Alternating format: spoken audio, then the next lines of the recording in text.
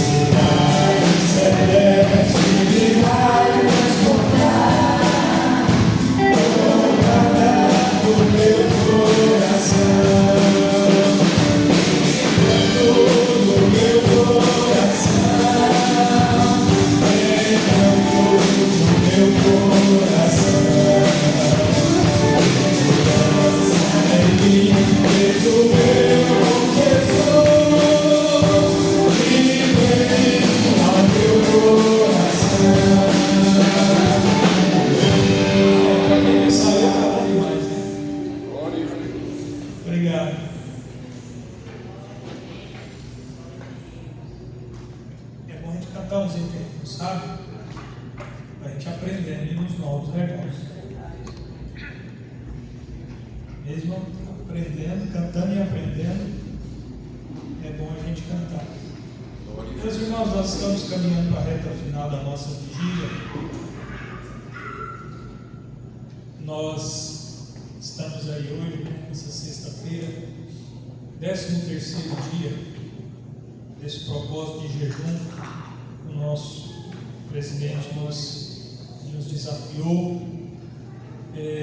Aqui no Palmares 1 nós estamos aqui no propósito. Estamos aqui todos os dias às 18h30, às 19h30 orando. E amanhã vai ser o último dia, né? De amanhã para domingo encerra esse propósito. Eu já estou bem magrinho, já estava muito magrinho. Aí comecei esse jejum, fiquei mais magro. Foi igual o pastor Alexandre. Ninguém conhece ele, né? Emagreceu quantos quilos, pastor? 25 quilos. Graças a Deus. Aleluia.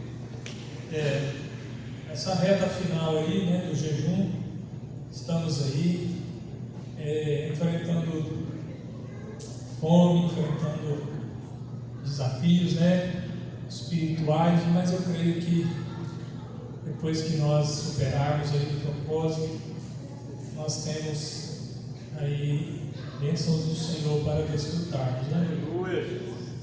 Esse jejum é muito oportuno nessa data, porque como o pastor Odilon aqui ministrou a palavra, a gente começa o ano, né? Empolgado, animado. A gente começa o ano com muitos planos, muitos propósitos, assumindo responsabilidades. No decorrer do ano, vem os desafios, no decorrer do ano, vem os levantes, né? Os obstáculos, vem o cansaço do trabalho de cada um, né? Os desgastes que a gente vai sofrendo, e muitas vezes a vontade é de não terminar o ano, né? É de parar, é de encostar, aposentar, mas não é assim que Deus entrega a promessa. Deus não entrega a promessa para aqueles que estão desanimados. Deus não entrega a promessa para aqueles que esqueceram, que entregaram os pontos, né? Que abaixaram a cabeça. Não, precisamos ser como Josué e Caleb. Depois de 40 anos, eles ainda estavam animados, né? Depois de 40 anos caminhando naquele deserto, depois de receberem a promessa e não poderem entrar na promessa por causa da incredulidade do resto, né? O resto, todo aquele povo impediu Josué e Caleb de entrar na promessa, porque eles eram incrédulos. Quando a gente anda com gente incrédula, a gente corre o risco de também ser impedido de receber as promessas. Quando a gente está perto de gente incrédula, ouve gente incrédula, né? Está aliançado com gente incrédula, nós somos prejudicados. Então precisamos vigiar, estar atentos, não permitir palavras de incredulidade na nossa vida, sobre a nossa vida, não aceitar pessoas proferir, lançar sobre nós palavras, né, de derrota, palavras de fracasso, palavras de destruição, de morte, pobreza, doença, né, pecado. Sempre que alguém perto de você dizer algum comentário, você não concorde, não aceite e caia sobre você nenhum tipo de palavra de incredulidade, né? Esses dias para trás eu estava aqui mais o irmão que me ajudou a colocar aquelas plantas ali, e aí Na verdade eu estava, era mais o Jefinho, o irmão já tinha ido embora. A gente estava ali, e aí passou uma pessoa, eu não sei se é crente, não é daqui não, né? E falou assim: será até que dia, hein, que essas plantinhas vão ficar aí? E aí eu só respondi assim, eu falei: até o dia que Jesus voltar, elas vão ficar aí, até o dia que Jesus voltar. Está entendendo, irmãos? Então sempre tem alguém lançando uma palavra de maldição sobre a gente, uma palavra de incredulidade, uma palavra de dúvida. E às vezes é um incrédulo, às vezes é um feiticeiro, ou às vezes é um crente incrédulo, né? Um crente que não é crente, entendeu?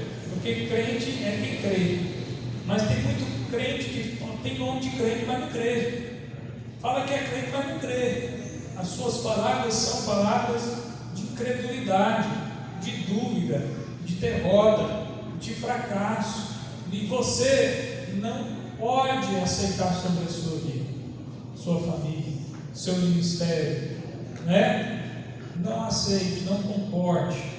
Então o jejum, ele está renovando a nossa fé, ele está fortalecendo a nossa fé, nos reavivando, para que nós possamos chegar até o final do ano, né? Dispostos, alegres, fortalecidos, revigorados espiritualmente e também prontos para receber o 2026. Para recebermos o 2026 cheio de fé. Eu recebi o 2025, eu recebi essa promessa aí, né, que você também recebeu, o ano da dupla honra, e eu peguei essa promessa para mim.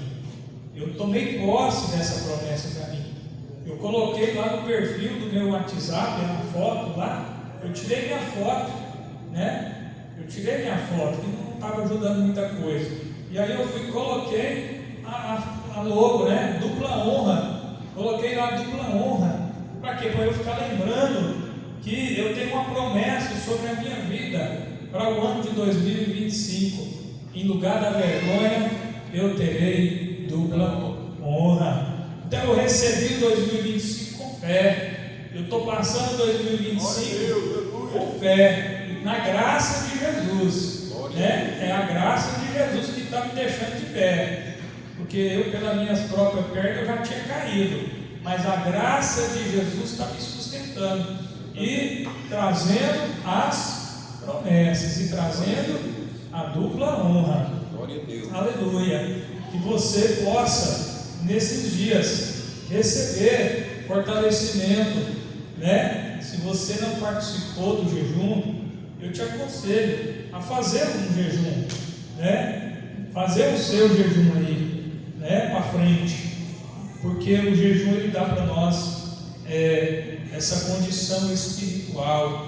Ele vai quebrantar a nossa carne, vai desprender o nosso coração do apego com o mundo, com as coisas do mundo, com o dinheiro, com a comida, com o sexo e outras coisas mais, vaidade, poder, né? E outras coisas mais.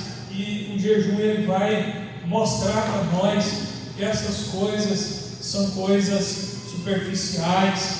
Muitas coisas dessas são legítimas, são boas, são importantes, mas não podem ocupar o primeiro lugar no nosso coração. É verdade. Não podem estar acima de Jesus na nossa vida. Então, nós precisamos colocar as coisas no seu devido lugar. Em primeiro lugar na nossa vida é Jesus. Em primeiro lugar na nossa vida é a sua vontade, o seu querer, o seu propósito.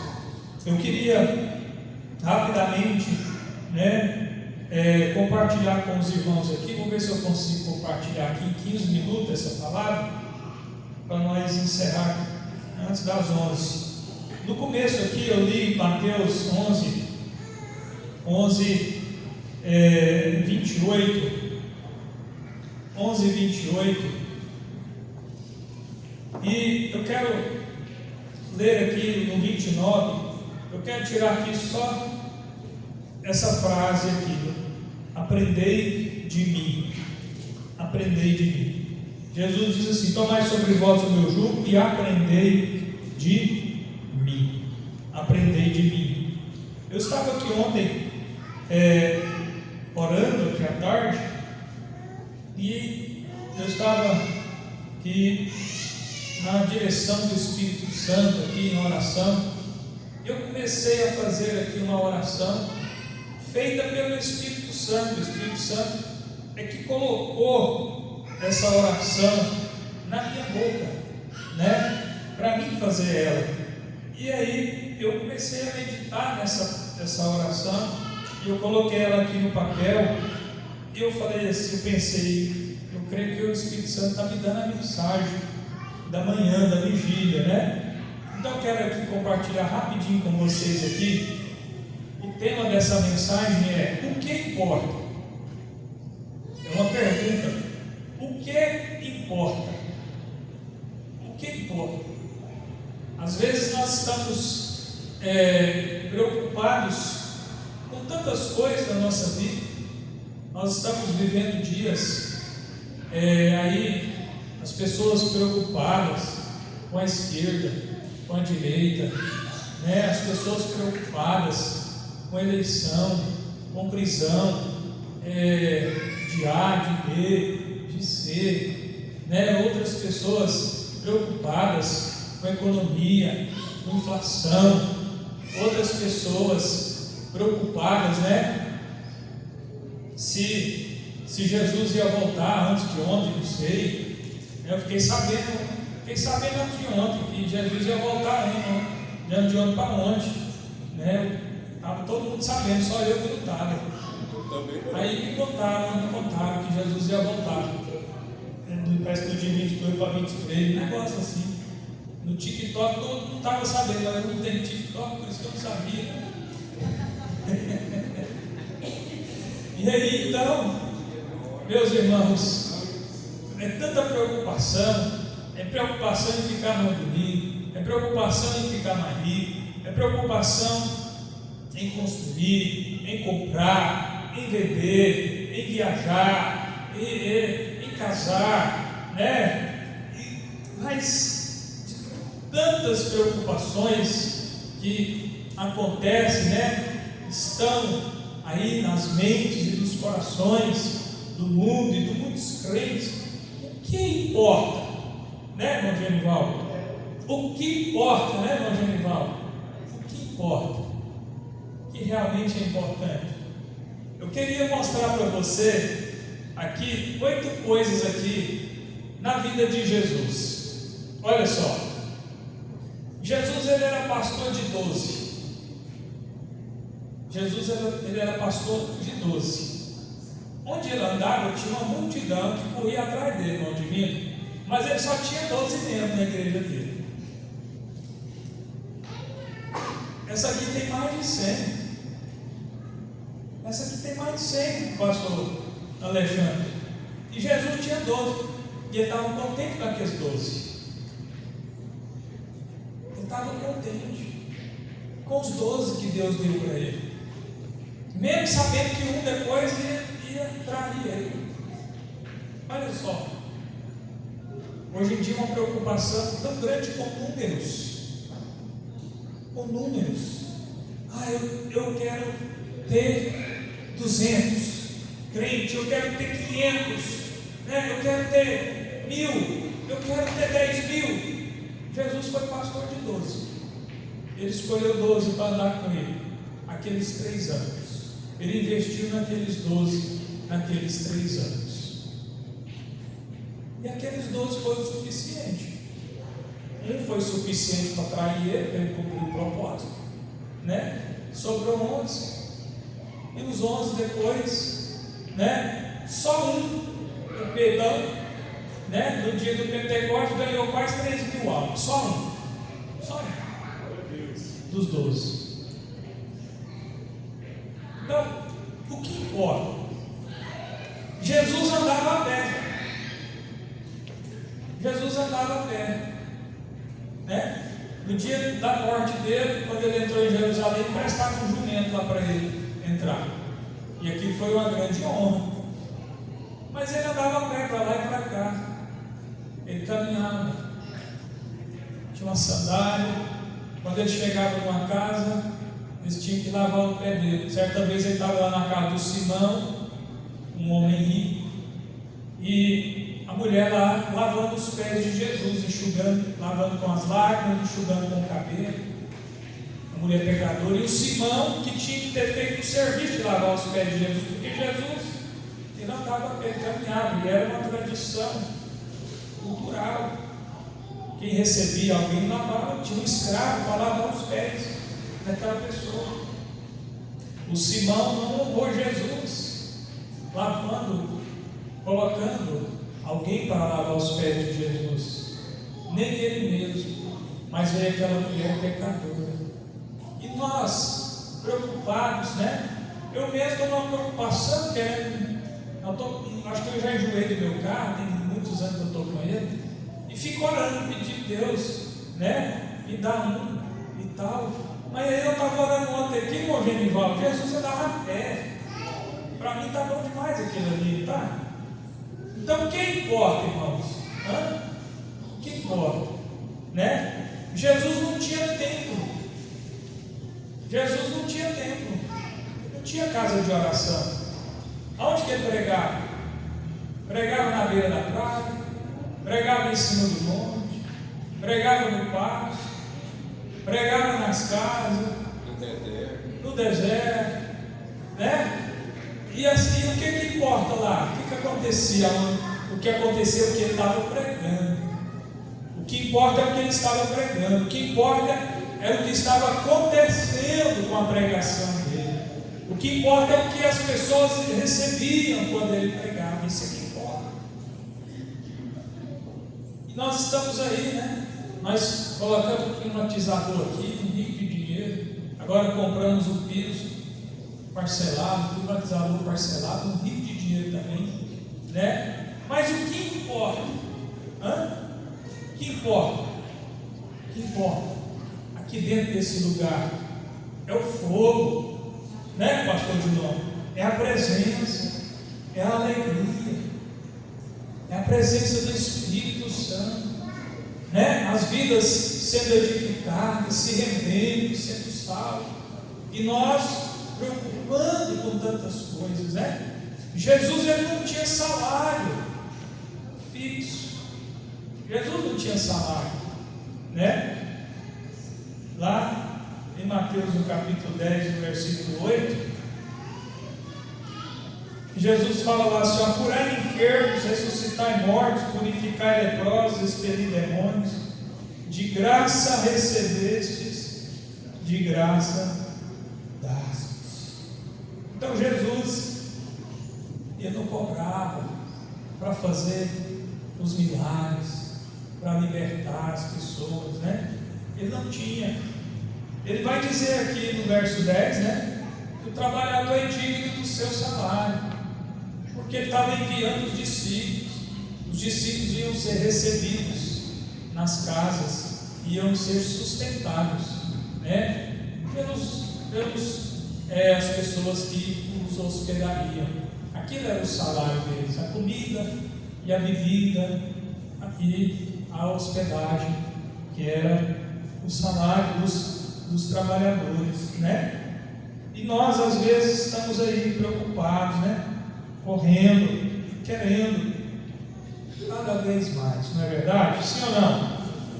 Sim, né? O que importa, né? 6. Jesus não tinha aprovação dos líderes religiosos. Jesus não era aprovado pelos líderes religiosos. Lá em Mateus 12, 24, diz assim: mas os fariseus, ouvindo isto, murmuravam e diziam: este não espera demônio, senão pelo poder de Beelzebul, maioral dos demônios.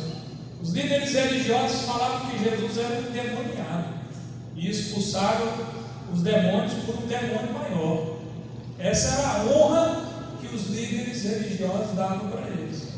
E quantas vezes a gente fica reclamando murmurando: ah, ninguém me vê, ah, ninguém fala nada para mim, ah, passou meu aniversário, ah, vem Pai do Senhor, parece que tu fez questão, e isso e mais aquilo. O que importa? O que importa? 7. Jesus não tinha a honra dos governantes, as autoridades. Mateus 27, versículo 26, diz assim: olha lá o que aconteceu. Então Pilatos lhe soltou Barrabás, e após haver açoitado a Jesus, entregou para ser crucificado. Olha a honra que as autoridades davam para Jesus, né? Jesus não tinha a honra, a aprovação dos seus conterrâneos. Lucas 4, verso 28. Os conterrâneos de Jesus, aqueles que foram criados, os primos, os vizinhos, aqueles que viram ele crescer. Olha lá, todos na sinagoga, ouvindo essas coisas, se encheram de ira e, levantando-se, expulsaram-no da cidade e o levaram até o cimo do monte, sobre o qual estava edificada, para de lá o precipitarem abaixo. Isso aqui eram os conterrâneos de Jesus, queria jogar ele de cima do monte, para ele despedaçar lá embaixo. Esse era o povo que ele foi criado, os amigos dele, os amigos, os conhecidos, os conterrâneos. Isso para vocês verem. E quantas vezes, né, a gente sente, né, a gente sofre, a gente fica ferido, porque alguém critica a gente, porque alguém faz um comentário da gente. Irmão, o que importa? O que importa, né? Mas eu quero te dizer aqui rapidamente, olha só, 6 coisas que Jesus tinha. Jesus tinha o amor e o prazer do Pai. Mateus 3,17 diz assim: eis uma voz dos céus que dizia: este é o meu Filho amado, em quem me compraz. Diga: eu sou também como Jesus, Filho amado, e o Pai tem prazer na minha vida. Aleluia, glória a Jesus. Então, ter o amor e o prazer do Pai importa. Isso importa. Isso você tem, e você pode dar graças a Deus por isso. Amém? O que mais que importa que Jesus tinha? 2. Jesus, ele tinha o poder e a unção do Espírito Santo. Lucas 4, versos 17 e 18.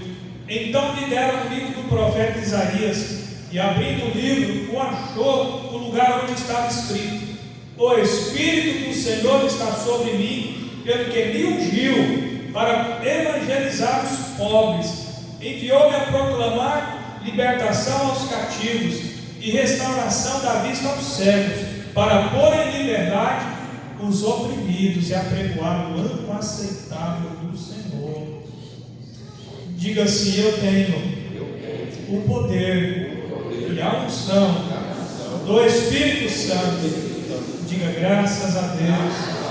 Amém. 3. O que mais Jesus tinha? Diga: Jesus tinha a intimidade do Pai. Jesus tinha. Jesus ouvia o Pai, falava com o Pai, né? Jesus gostava de, nas madrugadas, estar junto com o Pai.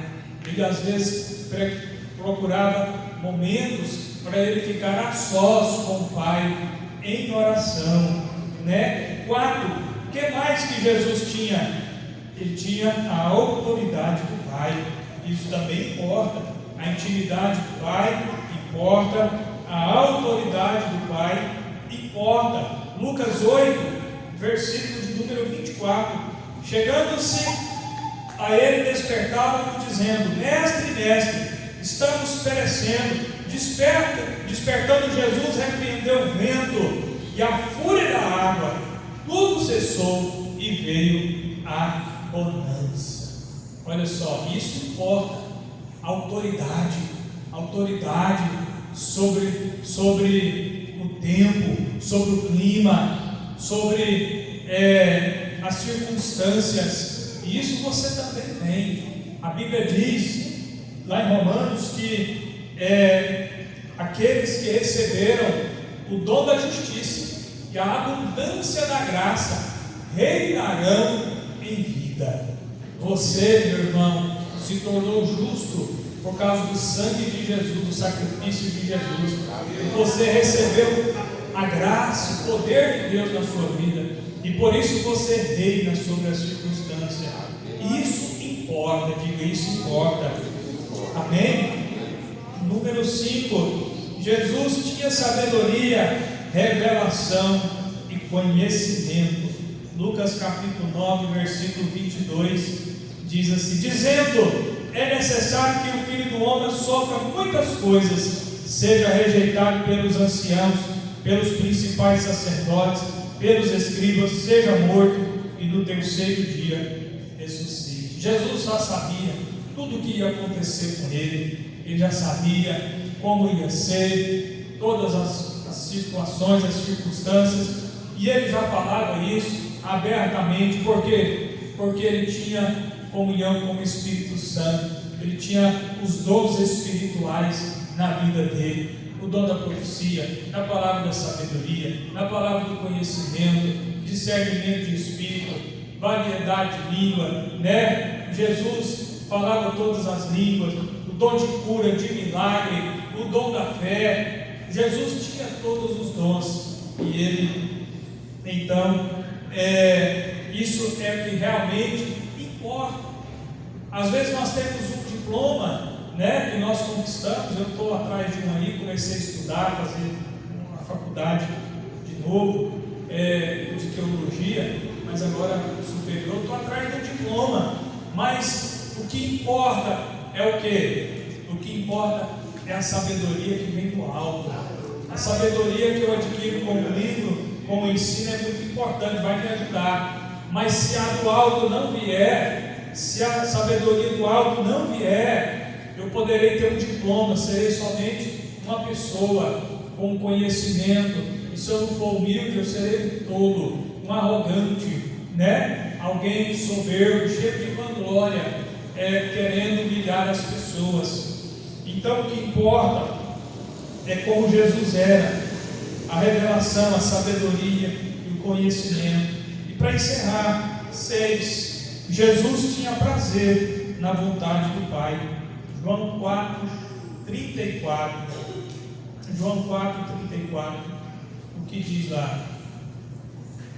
Diz assim: disse-lhes Jesus: a minha comida consiste em fazer a vontade daquele que me enviou e realizar a sua obra.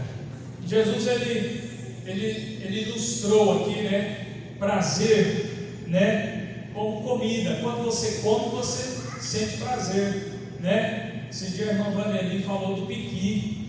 Ei, irmã Vanderlei, eu estou sentindo o cheiro do piqui, eu estou vendo o caldo do piqui, eu estou vendo aquele piqui derretendo assim, ó, né? E eu rapando ele assim, comendo um arroz, com aqueles pedacinhos de frango, né? Quiabo, angu, trem bom. Irmão Fabrício, não sei se você gosta, né?